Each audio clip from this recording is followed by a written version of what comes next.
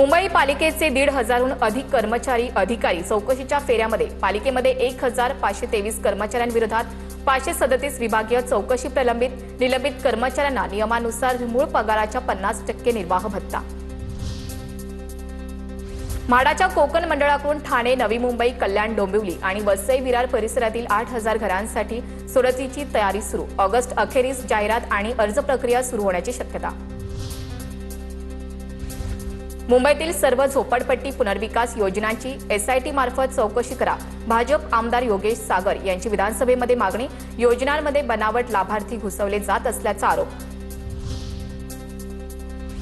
अंतर्गत रिंग रोडसाठी 55 कोटी निधीची तरतूद। 65 मीटर रुंदीच्या मार्गावर 17 पूल आणि 12 किलोमीटरचे बोगदे होणार। प्रत्यक्ष काम आणि प्राथमिक भूसंपादनासाठी 55 कोटी रुपयांची भांडवली तरतूद।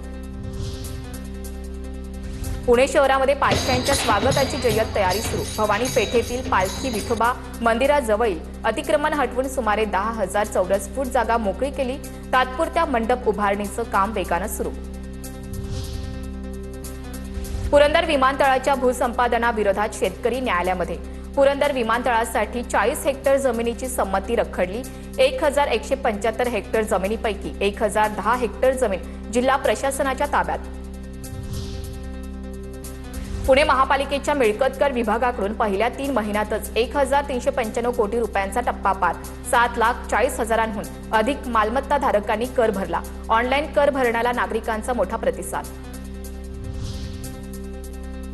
पुण्यात 7 हॉटेल रेस्टॉरंटवर FDAची कारवाई। 1 ते 3 जुलै दरम्यान 70 हॉटेल्सची तपासणीमध्ये 7 आस्थापनांचे परवाने तत्काळ निलंबित।